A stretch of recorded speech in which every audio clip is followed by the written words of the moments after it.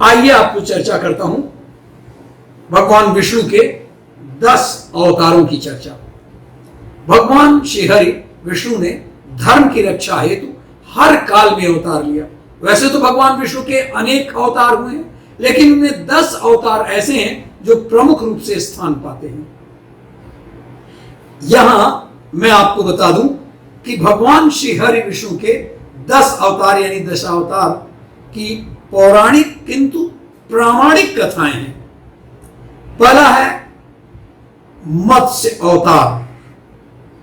जरा मैं आपको यह भी याद करने के लिए बता दूं कि सबसे पहले जल आया, इसलिए जल से ही शुरू कर रहे हैं। आगे मैं चर्चा करूंगा कि मत्स्य अवतार। पुराणों के अनुसार भगवान विष्णु ने सृष्टि को प्रलय से बचाने के लिए मत्स्य अवतार लिया था। इसकी कथा ऐसी है कि कृत युग के आदि में राजा सत्यव्रत हुए। राजा सत्यव्रत एक दिन नदी में स्नान करके जल का अंजलि भर करके जल देते हैं, ऐसा दे रहे थे। अचानक उनकी अंजलि में एक छोटी सी मछली आ गई। उन्हें देखा तो सोचा वापस सागर में डाल दूं, लेकिन उस मछली ने बोला आप मुझे सागर में मत डालिए, अन्यथा बड़ी मछलियां मुझे खा जाएंगी। तब राजा सत्यव्रत ने मछली को अपने कमंडल में रख लिया। मछली और बड़ी हुई तो राजा ने उसे अपने सरोवर में रख दिया। देखते देखते मछली और बड़ी हो गई। राजा को समझ में आ गया कि ये कोई साधारण जीव, ये साधारण मछली नहीं है, कोई और बात है। राजा ने मछली से वास्तविक स्वरूप में आने की प्रार्थना की। राजा की प्रार्थना सुनकर साक्षात 4 भुजाधारी भगवान विष्णु प्रकट हो गए और उन्होंने कहा कि ये मेरा मत्स्यावतार है। भगवान ने सत्यव्रत से कहा सुनो राजा और सत्यव्रत, आज से 7 दिन बाद प्रलय होगी, तब मेरी प्रेरणा से एक विशाल नाव तुम्हारे पास आएगी और तुम 7 ऋषियों, सप्तऋषियों, औषधियों, बीजों और प्राणियों के सूक्ष्म शरीर को लेकर उसमें बैठ जाना। जब तुम्हारी नाव डगमगाने लगे तब मैं मत्स्य के रूप में तुम्हारे पास आऊंगा। उस समय तुम वासुकी नाग के द्वारा उस नाव को मेरे सींग से बांध देना। उस समय प्रश्न पूछने पर मैं तुम्हें उत्तर दूंगा, जिसमें मेरी महिमा जो परम ब्रह्म नाम से विख्यात है तुम्हारे हृदय में प्रकट हो जाएगी। तब समय आने पर, जैसा कि बताया हूं, मत्स्य रूपधारी भगवान विष्णु ने राजा सत्यव्रत को तत्व ज्ञान का उपदेश दिया, जो मत्स्य पुराण के नाम से प्रसिद्ध है। दूसरा अवतार है कूर्म अवतार। अब पानी से हट करके भगवान का अवतार हो रहा है जो जमीन पर भी हो और जल में भी हो। कूर्म अवतार, कछुए का अवतार। धर्म ग्रंथों के अनुसार भगवान विष्णु ने कछुए का अवतार लेकर समुद्र मंथन में सहायता की थी। आपको पता है कि कच्छप भगवान के रूप धारण करके और नीचे समुद्र मंथन में, वरना तो सब कुछ नीचे चला जा रहा था। भगवान विष्णु के कूर्म अवतार को कच्छप अवतार भी कहते हैं। इसकी कथा इस प्रकार है कि एक बार महर्षि दुर्वासा ने देवताओं के राजा इंद्र को श्राप देकर श्रीहीन कर दिया। इंद्र जब भगवान विष्णु के पास गए तो उन्होंने समुद्र मंथन करने के लिए कहा। तब इंद्र भगवान विष्णु के कहे अनुसार दैत्यों और देवताओं के साथ मिलकर समुद्र मंथन करने के लिए तैयार हो गए। समुद्र मंथन करने के लिए मंदराचल पर्वत को मथानी एवं नागराज वासुकी को नेति बनाया गया और देवताओं और दैत्यों ने अपना मतभेद भुलाकर मंदराचल को उखाड़ा और उसे समुद्र की ओर ले चले, लेकिन वे उसे अधिक दूर तक नहीं ले जा सके। तब भगवान विष्णु ने मंदराचल को समुद्र तट पर रख दिया। देवता और दैत्यों ने मंदराचल को समुद्र में डालकर नागराज वसु की सहायता से उसे मंथन करने की कोशिश की, किंतु यह क्या, मंदराचल इतना बड़ा पहाड़ था कि उसके नीचे कोई आधार नहीं होने के कारण वो समुद्र में डूबने लगा, तो मंथन क्या होता। यह देखकर भगवान विष्णु विशाल कछुए का रूप धारण कर समुद्र में मंदराचल के आधार बन गए और भगवान कूर्म की विशाल पीठ पर मंदराचल तेजी से घूमने लगा और इस प्रकार समुद्र मंथन संपन्न हुआ। वराह अवतार, तीसरा बड़ा अवतार, कीचड़ में रहने वाला। अब केवल कीचड़ ना, पानी की बात नहीं रही। और कछुआ क्या था, पानी और कीचड़ दोनों में, और यह अब केवल कीचड़ में।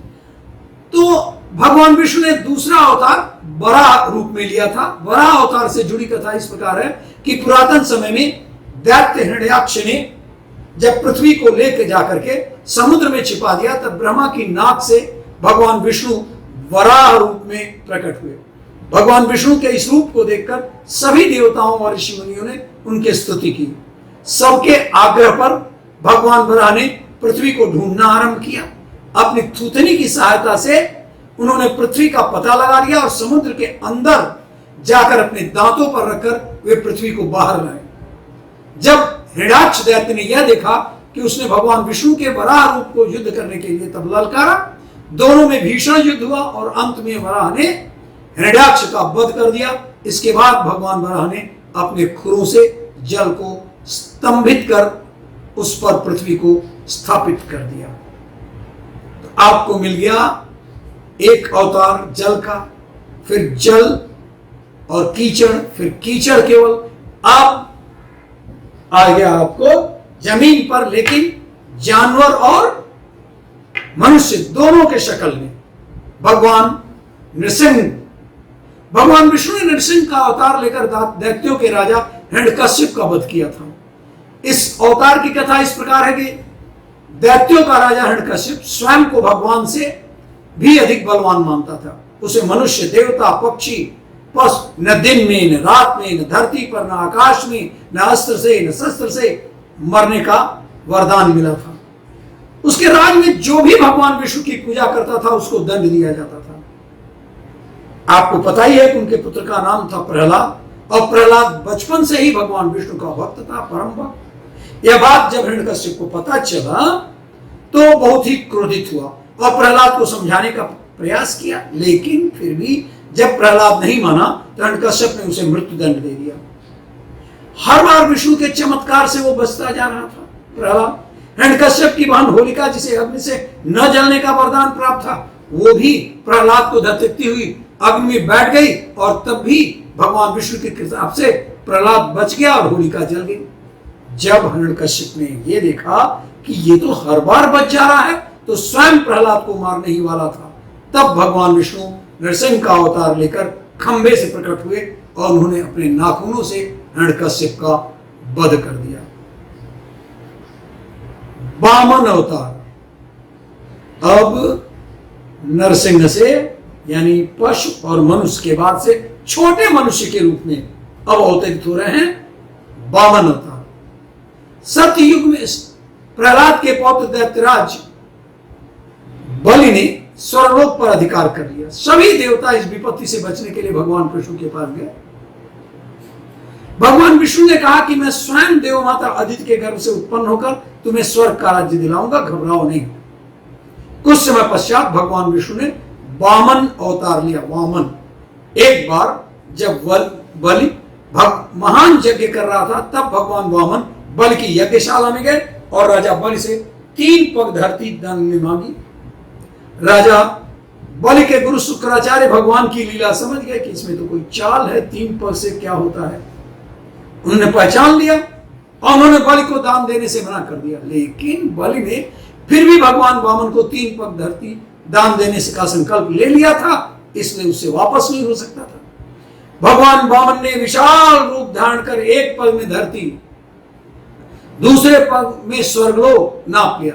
जब तीसरा पग रखने के लिए कोई स्थान नहीं बचा तो बलि ने भगवान वामन को अपने सिर पर पग रखने को कहा। बलि के सिर पर पग रखने से वह सुतल लोक जो बच चुका था, धरती और स्वर्गलोक तो हो चुका था, बल्कि सुतल लोक पहुंच गया। बल्कि दान वीरता देखकर भगवान ने उसे सुतल लोक का स्वामी भी बना दिया और इस तरह भगवान वामन ने देवताओं की सहायता कर उन्हें स्वर्ग पुनः लौटाया। अब पूरे मनुष्य, श्री राम अवतार। त्रेता युग में राक्षस राज रावण का बड़ा आतंक, देवता भी डरते थे। उसके बदल के लिए भगवान विष्णु ने राजा दशरथ के यहां माता कौशल्या के गर्भ से पुत्र रूप में जन्म लिया। इस अवतार में भगवान विष्णु ने अनेक राक्षसों का वध किया, मर्यादा का पालन करते हुए अपना जीवन यापन किया। पिता के कहने पर वनवास गए, वनवास भोगते समय राक्षस राज रावण उनकी पत्नी को चुरा करके लेके चला गया। सीता की खोज में भगवान लंका पहुंचे, वहां भगवान श्री राम और रावण का युद्ध हुआ जिसमें रावण मारा गया। और इस प्रकार भगवान विष्णु ने राम अवतार लेकर देवताओं को भयमुक्त किया। सातवां अवतार भगवान श्री कृष्ण का। द्वापर युग में भगवान विष्णु ने श्री कृष्ण अवतार लेकर अधर्मियों का नाश किया। भगवान श्री कृष्ण का जन्म आप जानते हैं कारागार में हुआ था। इनके पिता का नाम वसुदेव और माता का नाम देवकी था। भगवान श्री कृष्ण ने इस अवतार में अनेक चमत्कार किए और दुष्टों का सर्वनाश किया। कंस का वध भी भगवान श्री कृष्ण ने ही किया।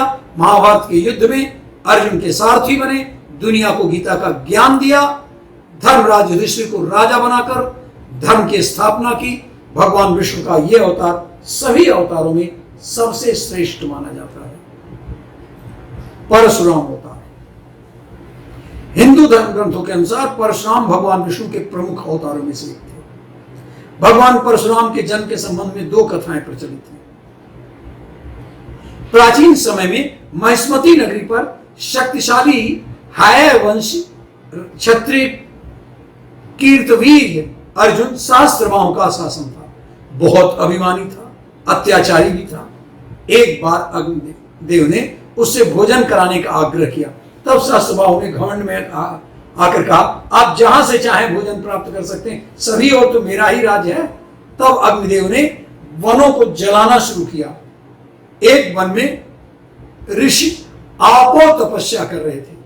अग्नि ने उनके आश्रम को भी जला डाला। इससे क्रोधित होकर ऋषि ने सहस्त्रबाहु को शाप दिया कि भगवान विष्णु परशुराम के रूप में जन्म लेंगे और न सिर्फ सहस्त्रबाहु का ही बल्कि समस्त क्षत्रियों का सर्वनाश कर देंगे।